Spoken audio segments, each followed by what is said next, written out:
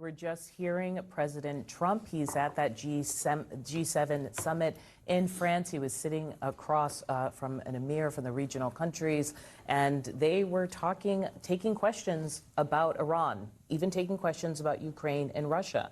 But he spent the bulk of his time talking about Israel, reacting to Bibi Netanyahu and his approach to the region, especially with his handling of the war in southern Lebanon. So I'm going to bring in the group chat this morning. Welcome to the show. We've got Sabrina Rodriguez, politics reporter at the Wall Street Journal. We've got Joel Rubin, former Deputy Assistant Secretary of State. He's also the author of the briefing book on Substack. And then Chuck Rocha, Democratic strategist and former senior advisor to Bernie Sanders' presidential campaigns. And Penny Nance, CEO of Concerned Women for America. We were going to start the show with all the reaction to everything we heard yesterday, and now just moments ago, we heard the president speak about this proposed memorandum of agreement with Iran. There was a moment where he spoke quite a bit about Iran itself, talking about how the first tier of leadership was gone after strikes, and then the second tier of leadership was gone after U.S. strikes, and then he started talking about who he's dealing with now in a positive way. Yeah, Adi, look, the president is still haunted by the shadow of Barack Obama's nuclear deal. Clearly, he spent most of the time obsessing over how he did a better deal than Obama when we don't even have a deal right now on the nuclear program. So with whom he's speaking, I don't know exactly. He says that the supreme leader and those around him, we're going to see the foreign minister potentially on Friday signing the agreement with the vice president. And of course, the IRGC, the paramilitary Revolutionary Guard, they're the ones really controlling Iran right now. It's basically the same people. And I think that's the key thing to understand, is that where President Trump is thinking things are is not actually where they are when it comes to the Iranian leadership. And he needs to be a little more clear-eyed and a little more patient. And his rhetoric right now is getting so far ahead of where the paper is that he runs the risk of not just humiliating the United States, but also undermining our relationships across the region. We may very well find ourselves with no new agreement, but the president saying he has an agreement, and then the region, of course, ends up in this sort of uncertainty, and that's why you see the Israelis reacting so cautiously as they are. Yeah, we're going to talk about that more in the program, but I want to come to your point of the language that he's using. One of the things we heard him say today and has said in the past is that what he is producing is going to be a wall preventing a nuclear weapon versus what he calls a road to a nuclear weapon, which is how he characterizes the Obama administration agreements. It's interesting to see the term wall come back here, which was helpful to him in an immigration context. But how does that fall on your ear in this context? He's desperate to get this thing over because the American people are anxious about this war. No American wants Iran to have a nuclear weapon, but they also don't want $4 a gallon of gas. So I think that's the pressure he's under. And we all know Donald Trump, and I even give Donald Trump some credit on his politics. Like, he was coming out and say, I got this done, I fixed it, gas is coming down, midterms are coming, and I've got a wall against this thing, and y'all know I'm the wall guy. That's the reason this is happening. Yeah, it's hard to have a wall in the Strait of Hormuz, which is one of the problems. I don't mean that in a joking way. The Iranians are pushing but his back. people know that language. The Iranians are specific. Trump is saying there will not be a toll on the Strait of Hormuz. Iranians are saying there may be some fees. I want to play for the audience some of what we just heard out of France at this summit. We appreciate the relationship we've had over this short period of time with Iran. And the primary thing is, we can talk about the Iran deal all day long. And we're not investing any money. We have the right to if we want, but we're not investing any money. We didn't pay for it like Obama did. He paid billions of dollars. He paid $1.7 billion from an airplane, all green cash. It was crazy. I watched that. I couldn't believe it. But the one thing that's happening that's of note, frankly, the only thing that really matters to me, is Iran will never have a nuclear weapon. I want to talk about this because it gets at goals. And sort of goals from what he first announced versus where he is now. Penny, what did you hear and how he talked about this? Well, the American people are terrified of the idea of Iran having a nuke. And Chris Wright told us that they were about weeks away from actually having that. We hate war, but you know what we hate worse is not having a decisive victory. And so I think the president, what he's saying now goes exactly to what the American people want to hear. We want to know that we are actually standing in the gap and making sure that we are not going to be abused and traumatized by the Iranian patriarchy that takes women, holds them captive, does marriages as a 9-year-old. I mean, it is a traumatic, abusive regime. But can I underline the word you just said, decisive? I think that's really important, especially when you hear the Republican voices that are speaking out. Senator James Lankford, we're all going to have questions. No one's even seen it. This is a thing we're talking about. People want to see specifics. We haven't seen the details. Lindsey Graham, who was very much a cheerleader in this process for the reasons you talked about, now saying the way Iran describes it is awful. The way we describe it makes sense to me. Let's look at it and see what it is. And then finally, a person who was doing sort of X/Twitter combat for him, Mark Levin, was saying, I have asked for days, why can't we, the people, see the MOU, not through an anonymous person? I've never seen anything like this. If it is a great outcome for peace, then release it. I mean, I'm looking at the cover of the New York Post, and it's Trump's mystery deal. Yeah. I think there's so many questions about this going into this. I mean, we're only on Tuesday, and we're talking about we might not get details until Friday. I mean, there's. But are there also questions because people are losing faith? Yeah, I think there's skepticism. I mean, we have from the start of this war the president saying it'll get done in a couple of weeks. It'll get done in a couple of weeks. Oh, we have a victory. I mean, we've been, by the president's standard, by what's coming out of the White House, we've been very close for a very long time, since day one of this. So I think there is an open question of really how close are we? And when we're talking about this memorandum, when we're talking about a framework here, there's still so much to be ironed out, so many of the technical details. So I think it is an open question for many people. Like, nobody wants to get overexcited about something that doesn't. We're not at overexcited. Eric Erickson tweeting, Trump has surrendered to Iran. Those who kill Americans love this deal. I just want to. No one's read it yet, by the way. Yeah, exactly. No one's read it. Yeah, but then why aren't I reading those responses from Democrats? There's a reason why this matters, because if, under law, if the president gets a nuclear deal, he must submit it to Congress. Yeah, we're going to show that on the screen while you're talking. And so Congress says, we have a role in this, and you got to be transparent. Why are you hiding it? Point. So Congress is going to take a look at it. So just giving people an update, we have to hear about this deal beyond this memorandum, right? We actually have to see a draft of this thing. In 2015, there is a law passed specifically on Iran's nuclear stockpile, not on other random stockpiles, on Iran's, and it says that you've got to send it to Congress within 5 days. Congress gets 60 days to review, not coincidentally the 60-day amount of time that this deal could or could not go through, and you can't lift or waive sanctions while this review is happening.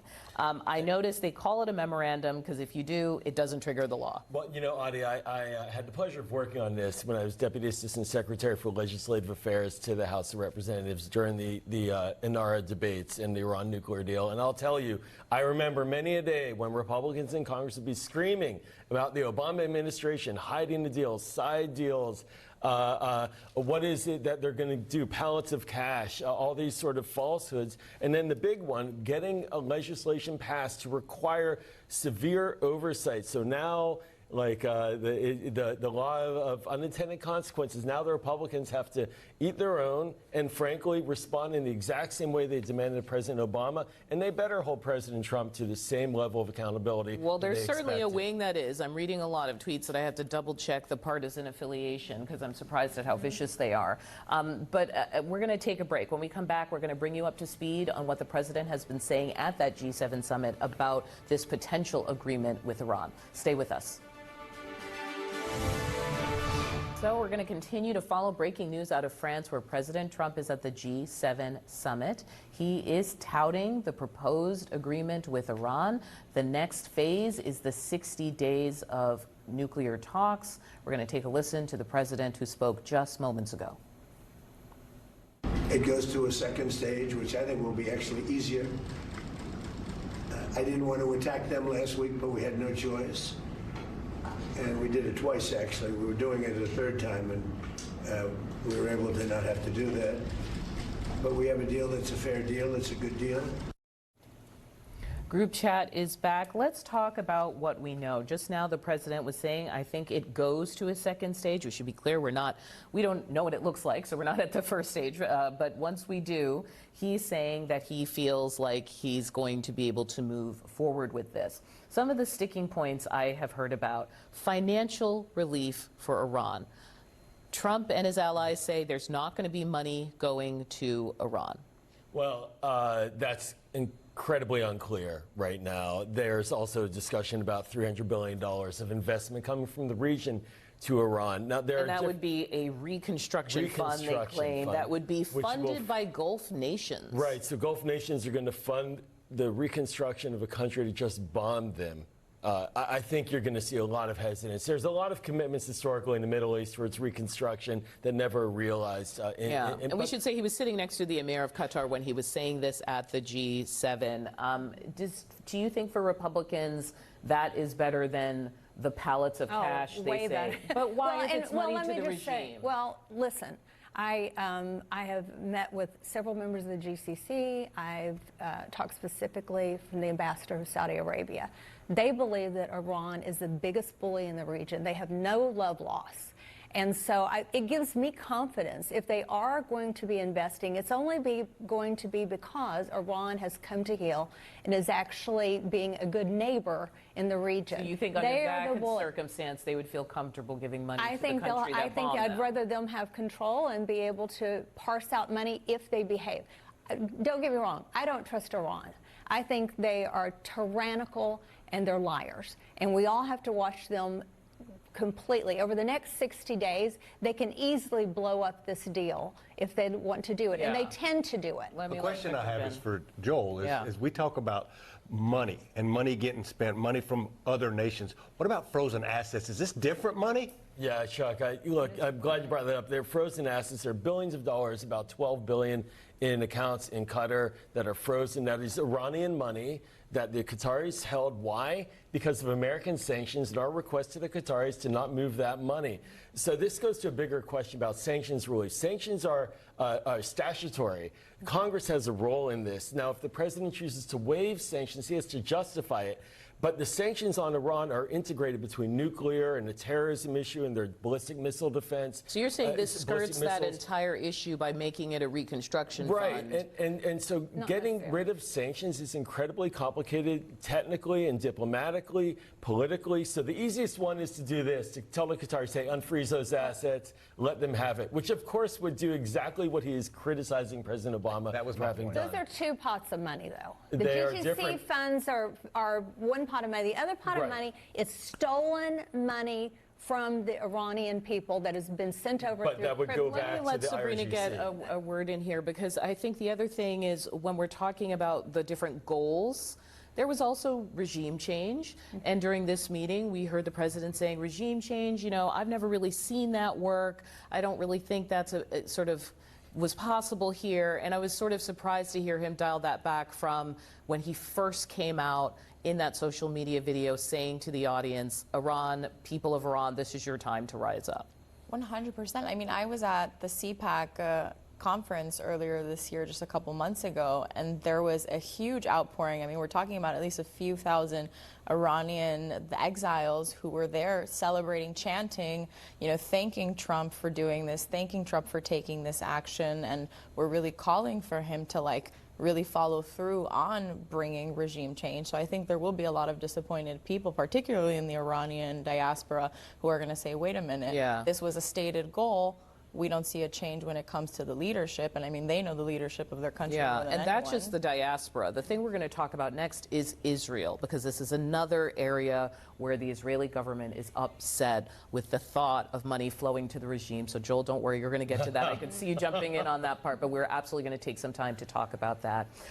We're talking about President Trump's recent comments just a few minutes ago at the G7 summit in France. Stay with us. Fighting between Hezbollah and Israel continues in Lebanon. This is despite the U.S. and Iran striking this agreement. Now, moments ago, the president weighed in on the impact of Israel. Can this deal survive if Israel attacks Lebanon? It can, and I consider that the minor war. Iran's a big one, but we have that a little pinprick out there that constantly rears its head, and that's Hezbollah. I'll tell you what, Israel's fighting Hezbollah too long, and too many people are being killed. And you don't have to knock down an apartment house every time you're looking for somebody, because there are a lot of people in those apartment houses, and they're not all Hezbollah, that I can tell you.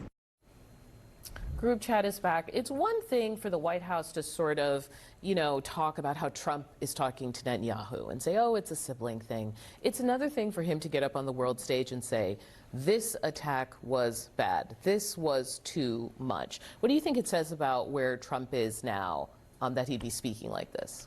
I mean, it shows the tenuous nature of the relationship at the moment, too, because we are seeing on the other side of it, Netanyahu come out and say, I don't think this is a good deal. We're going to do what we have to do to protect ourselves. And is sort of, again, showing this, again, we don't know what's in the deal at the end of the day, but we're showing, and Joel was saying it before, what he is saying versus what will ultimately be in a deal are two different things, and whether there will be a deal are two different things. But clearly Netanyahu's in a position of having a lot of skepticism around what they have agreed to, and is very openly talking about it. Yeah, just the context for this. Israel wants the conversation to be not just about Iran's nukes, which they want eradicated. Yeah. They also don't want Iran to have the ability to fund proxy figures in the region like Hezbollah. But you have the president not exactly backing them up here in criticizing how they've been conducting this operation, and then saying, look, this throws a negative light on the big deal, he called it. Yeah, look, well, the president has it backwards on what's happening in Lebanon, and he's really throwing our ally out to drift alone, sticking the knife in Netanyahu. I can't say it enough. What he is doing now is crushing Netanyahu politically inside of Israel, but across the board, Israelis are very concerned. And Hezbollah is not a private concern of the Israelis either. We, the United States, for decades have designated Hezbollah as a terrorist organization. Remember Marine barracks bombing in Beirut in 1983? Well, let me follow up on that. This is not a sideshow. Here's what I want you guys all to hear, because he's not just talking about Israel and Iran. Now he's drawing in another actor entirely. This was said just moments ago. I was very responsible for Syria, and the man that's running Syria now is a person that I put there along with President Erdogan and some others.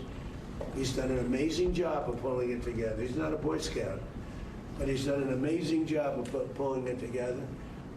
And he is very good with Hezbollah, does not like them. And I'll tell you what, Israel's fighting Hezbollah too long, and too many people are being killed. And you don't have to knock down an apartment house every time you're looking for somebody, because there are a lot of people in those apartment houses, and they're not all Hezbollah, that I can tell you. And I suggested to Israel to let Syria take care of Hezbollah, because to be honest with you, I think they'd do a better job of doing it. Okay, first of all, al-Shara of Syria took power during President Biden's term, so let's just make that clear. And after a lengthy civil war, where Hezbollah fought against al-Shara's forces inside of Syria when Hezbollah was backed by Iran and Russia. So the president's logic on this issue is very concerning. It's very circuitous. It is not accurate. And if he's calling for Syria to somehow now invade Lebanon to defeat Hezbollah, he's only calling for further regional war and escalation, not de-escalation. But it makes no sense. And so I really think he needs to stop talking about this fast. Well, it's not that. He's, like I said, he's introducing new ideas into this. What did you guys, I'm just getting reactions to this right now. I don't know if, Sabrina, if you've covered as well. Obviously, Trump does have a good relationship with the new leader of Syria. I didn't know it was this good. Drag you into war good. I mean, it is unusual to hear what is coming out of the president's mouth. Granted, we know he speaks extremely off the cuff, and the way he'll speak about world leaders today could be different from how he speaks about them a week from today. But again, I think when we're talking about something as serious as a war, when we're talking as serious of what's going on in the Middle East right now, of course you want to see the president moderate what he says and be measured in what he says, and this certainly raises concerns and questions about where we're at. For the first time in a long time, probably in my 35 years of running political campaigns, most folks, most voters, and I know we'll talk about independence later, is they don't know or understand all the things that are coming out of us, or understand wars. They understand large things. They understand nuclear bombs, bad. They understand genocide. They understand those things. But in American politics, for the first time in a long time, AIPAC, Palestine, things that are happening with Iran, gas prices, they're becoming a bigger part of issue sets that people care about. Affordability is still number one, let me be clear. But it's still But the in the things being periphery. talked about here, you Right. see there, this is the G7. They're actually sitting down to lunch. The And world this will be on leaders clips here. today in social media that folks will see who are independents, who aren't following this every day, that will just pop up in their algorithm. Should Syria be involved Well, now? I don't know, but Audie, we are only 3 years past October 7th. And you have an entire country that's traumatized. 1,200 people died, over 400 people kidnapped around that, 12 Americans. The last one finally came home because of Donald Trump, who is the Nutra family, Omar Nutra. And so this, to your point, became top of mind to the American people because it doesn't feel so far away when we know Americans were kidnapped, raped, murdered, and the horrific things that happened October 7th. But just to bring the focus so, around, just because October 7th, if I could just finish. yeah, no, but it was about Hamas. And right now we were listening to the president speak just moments ago saying that Israel has gone too far and where it's done with Hezbollah, not Hamas, in southern Lebanon, and now asking another country to support. I just want to keep it focused on where we are right now. So the point is that they are surrounded, Israel is surrounded by people who hate them. If the president could be successful in getting Syria to fight their battles for them, to come to their defense, that would be great. I mean, they have peace with Egypt, they get along with the Jordanians, like things are better for them. But the people in Israel, they're a sovereign nation.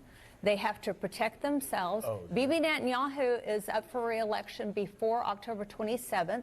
There's a lot happening in that country. Listen, if he can do it, if he can bring Syria to the table to help out, that would be great. And I bet you Israel would be let my thankful diplomatic for that. person weigh in, Joel.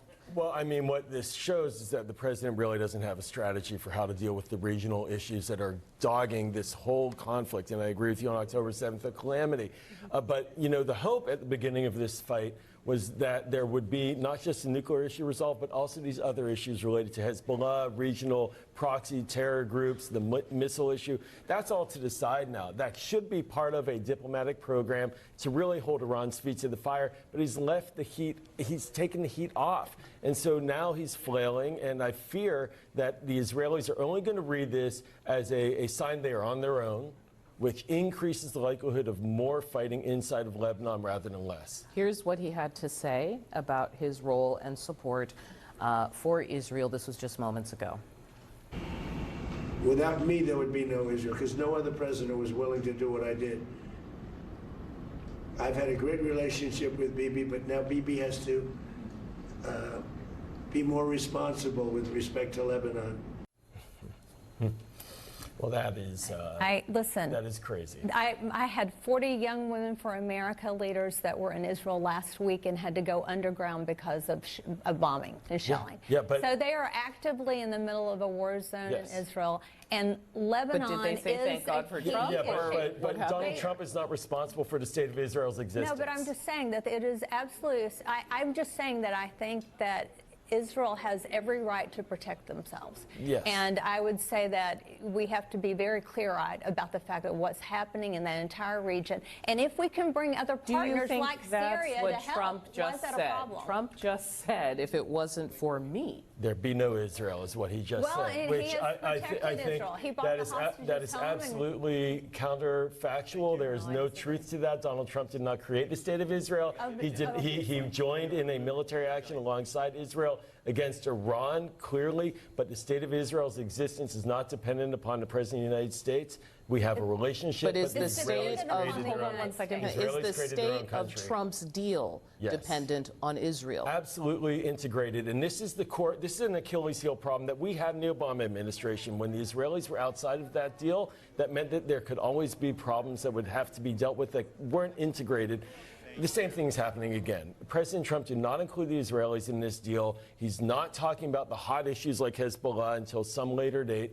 And so it creates mischief and potential for mischief and spoilers. And I think he's going to see that be very problematic for executing the next phase of negotiations. Which could happen as soon as Friday. Basically, the status quo is people are waiting to see the draft of this multi-point memorandum of understanding, potentially between Iran and the U.S. And on Friday, there could be a meeting about that, which J.D. Vance and others will be in attendance. Joel Rubin, we put you to work this morning. Thank you so much. Appreciate it. And straight ahead on CNN, this just in, we've got new polling, and it's showing that half of Americans now consider themselves independents. So who benefits most in the midterms coming up? And then there's Gavin Newsom of California claiming he's under investigation by the Trump administration. So we're going to ask whether he is, whether this could somehow help him politically if he wants to run for president. All right, we want to talk about this. A brand new CNN poll just out this morning. It finds more Americans are identifying as politically independent. So this poll is finding nearly half of you, 47%, do not consider yourselves a part of either major political party.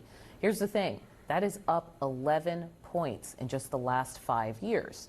Now, the remaining population, it's split pretty evenly, coming in at 27% for Democrats, 26% for Republicans. So what could these numbers mean for the midterms? Joining the group chat, Sarah Fisher, CNN senior media analyst and senior media reporter at Axios. So on this show, I often talk about independents, but my secret take is they aren't real. That there's basically people who stay home, people who turn in. Well, but they're actually all partisan. They actually do have a side. They're not just totally, I don't know, up for grabs. But you're the consultant. Tell me I'm wrong. You're partly right. In an off-year election, it's much different than an on-year election. And what I mean for those of you at home, we're coming up on a midterm election. The president's not on the ballot. And normally about 40% of the electorate stays home. The independents, when you ask folks, are you independent? They want to say, yes, I'm independent. But to your point, Artie, you're right. They run into a polling booth and they go, yeah, I'm leaning a little more Democrat. I lean a little more Republican. And they follow kind of a wave or a shift or a vibe. But the independent movement is bigly on the rise. Yes.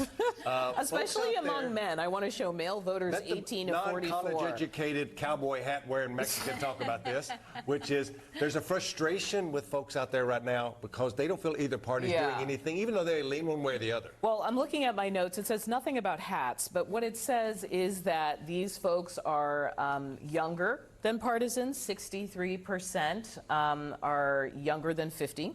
They're more likely to live in a city than Republicans, but less likely than Democrats to live in a city. And then their incomes are a bit lower. Their annual household income falling below $50,000. I think there are two trends at play. One is that for younger generations, they've lived through now a very inflation-heavy economy where it's been hard to, for example, buy a home, make long-term investments, both in the Biden administration and now in the Trump administration. So you become disenfranchised with your economic opportunity with either party. And then two, the University of Pennsylvania, their Annenberg School, puts out this incredible study every year on civic engagement. And what they found is just that year over year, the broad trend lines, sometimes there are anomalies, are that younger generations are just less civically engaged, meaning they can't name the three branches of government. They don't understand how government works. Yeah, we're going to put up numbers of how frequently each group seeks out political news. Democrats 42%, Republicans 39%, Independents just 25% even looking for that news. Yeah, I think, well, they have a lot of options. We talk about this all the time on this show. You know, when you have social media algorithms that are catering to your every want and desire, oftentimes that's not going to be political news. And if you're not somebody, like I said, that's already predisposed to civic engagement and news and information around how the government works and why you should care, then you're not going to be seeking that information out. I think that is very reflective in these numbers as well. It's very important to mention that the groups that y'all are talking about have vote the least. The younger you are, the poorer you are, wherever you live, they just don't vote at the same level old folks vote. That's why all of our politics is geared towards old folks because they show up reliably even in an off year. But I think people cared because when you look at party identification, for instance, men under the age of 44, the number who are saying they're independents is up 11%, but it's down 12% for Republicans, meaning Trump won those people are, he's hemorrhaging those folks. But we saw the president, I mean, in 2024, he made a very concerted effort to try and court these people. And part of the magic of Donald Trump throughout his rise in politics has been him bringing in people into politics who were not traditional voters, were not the people in the consultant models of who they send mail to and all those things. And I mean, Chuck can talk about this all day. Easy on the consultants. But the point is that Donald Trump brought into the process people who were not traditionally engaged in politics. And for some of those people who voted for him in 2024, and what this gets at, it wasn't like, oh, and now suddenly I identify as a Republican and I have a loyalty to a party. It was a, okay, the vibes are right, I'm going to vote for him, and we'll see what happens. And we're seeing for some of those people, and we see it in his approval numbers, Yeah, there's it's a weird to disappointment. see these numbers right after the UFC thing. I'm just going to bring that up, yes. Well, I think one thing to note when it comes to that sort of populist outreach, which is part of Donald Trump having the UFC at the White House, there is a misconception that those types of podcasters and those types of activities, the UFC, what have you, are Republican. In reality, those hosts don't view themselves as political. They view themselves as populist. Yeah. And I think that we are sort of recognizing where we got that wrong in terms of our analysis with these numbers. The people that we thought Trump was reaching were not diehard MAGAs. They were actually sort of disenfranchised populists who liked the Joe Rogans. Yeah, which we could have played tape of them disliking the Iran war as well. Yes. Like, that's another aspect to this. I want to turn to something else. California Governor Gavin Newsom saying he is being targeted by the Department of Justice.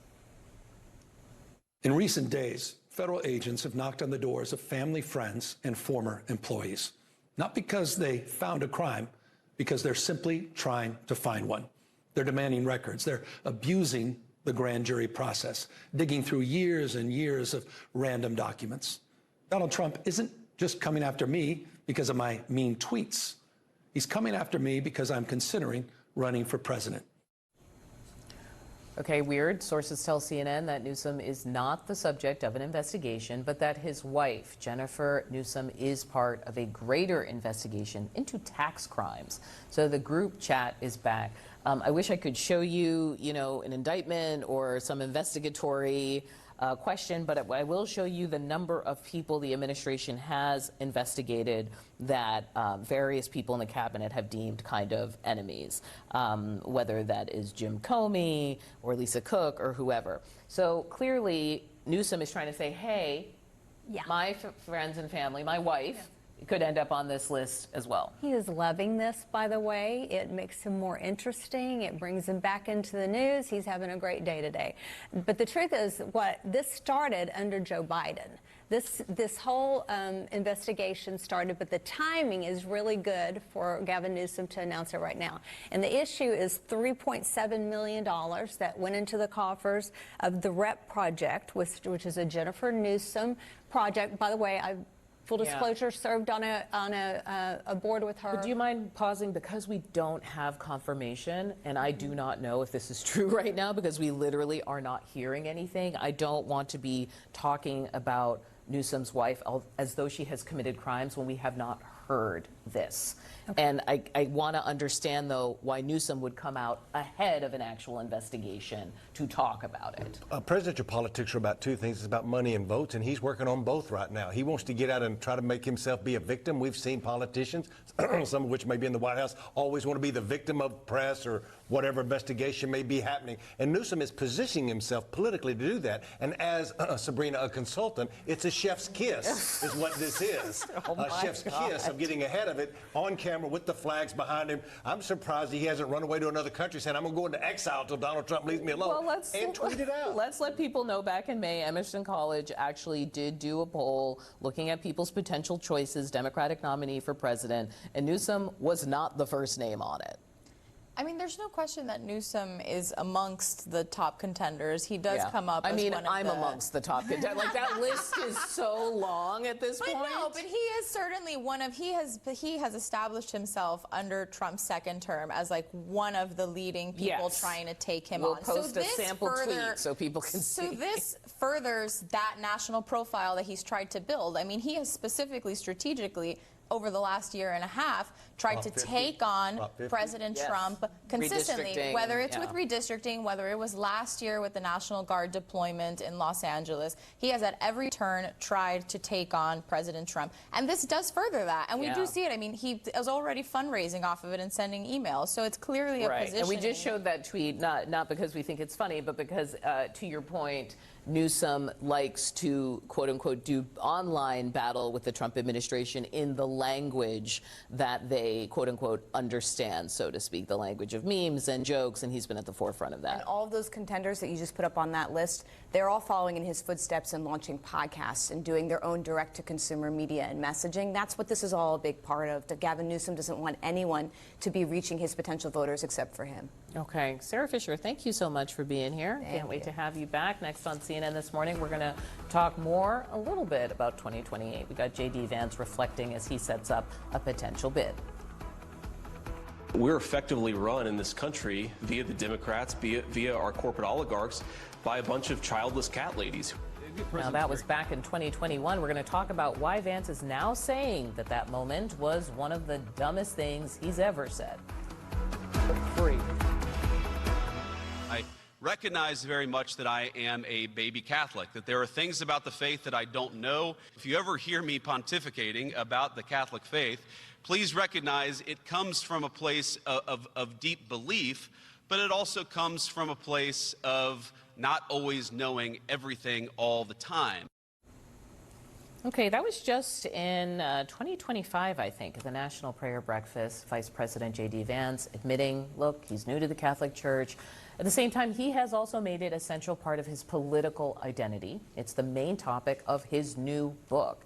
And CNN obtained an early copy. It's out today. It's called Communion, Finding My Way Back to Faith. In it, Vance talks about his conversion to Catholicism, but also his conversion from Trump critic to Trump's vice president.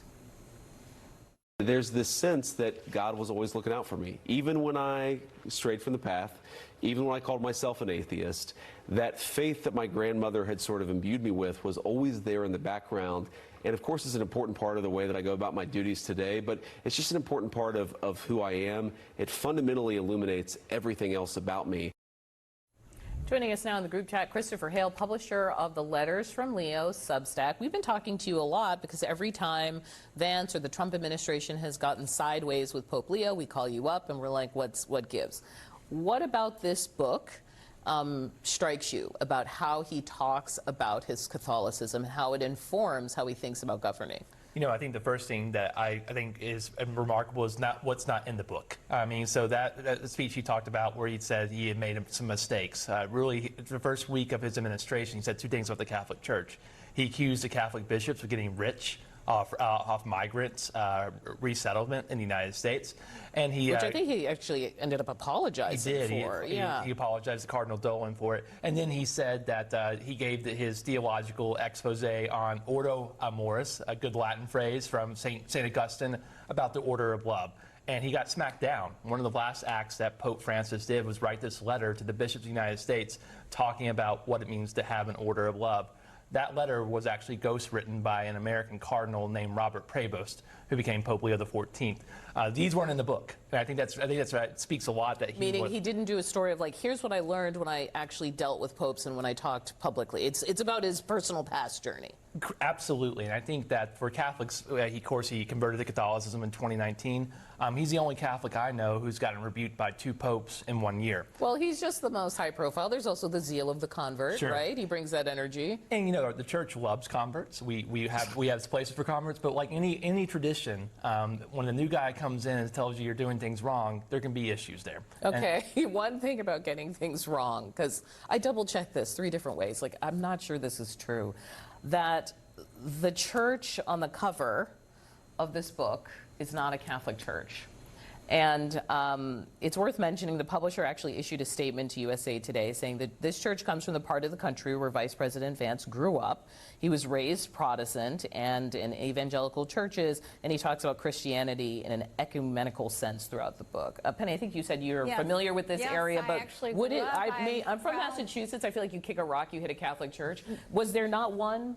Not many. Okay. No, I mean, you know, I'm a proud hillbilly, and I'm not actually at all surprised that he wrote this book. And if you understand where he grew up, you understand that was very impacted by the faith of his grandmother. Yes, this was in Hillbilly Elegy evangelical Christian. And there's not many Catholics in Kentucky and the area he grew up in. Ohio, it tends to be a much more evangelical area, but people of deep faith.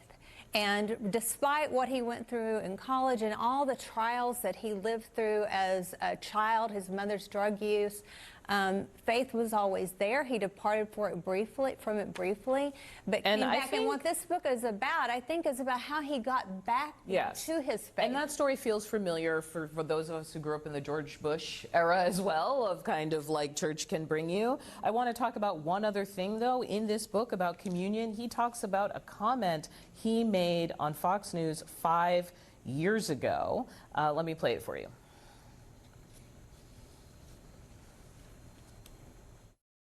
We're effectively run in this country via the Democrats, via our corporate oligarchs, by a bunch of childless cat ladies who are miserable at their own lives and the choices that they've made, and so they want to make the rest of the country miserable too.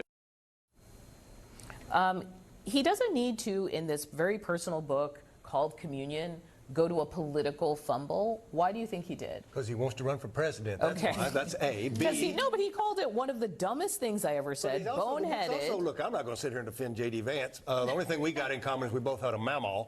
But the reason he wrote the book, he wants to run for president, and he's trying to get in touch with a very important part of the electorate. Not saying that he's not Christian or not theological or all the things out there, but he's trying to become a real person and have a little bit of a redemption story. And as somebody who loves a redemption story, because I am a redemption story, I can respect that. And the church is in Tennessee, just FYI.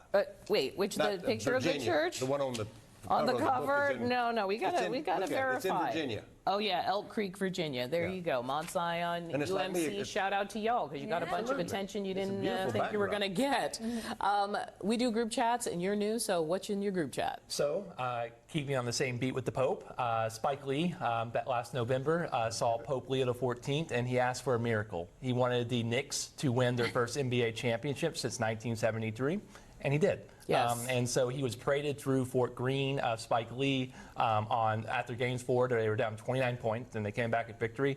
And if you look at him on his little vehicle, he kind of looks like the Pope. I was about to say, why is Spike Lee in a Pope mobile? Like, what happened? There's like a Knicks Pope. His little head's popping out of the car. He saw Leo's Pope mobile, and he wanted the same thing. Well, that's another spike in popularity for the Pope. If he's responsible for this, he's going to have both Chicago and New York in his corner. Can I ask you, Penny, because you haven't been here for a while, what's in your group chat? I would like to remind everybody about HHS's new program, moms.gov. It's a great place for women who are needing help to find out where the local pregnancy care centers are, what services are available for them. And it's called moms.gov. It's all indexed by your zip code. So we'd just say if you know someone who needs help, that's a great place to go. And thy holy political consultant, what say you? Today in Washington, D.C. is Election Day. Go vote if you can get out and go vote in Election Day today in D.C.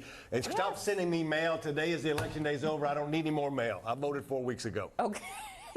The good reminder, there are still these elections going on, and we'll soon be talking about a new mayor of D.C. In the meantime, thank you for being here. Thanks for waking up with us. We're going to have the headlines coming up next.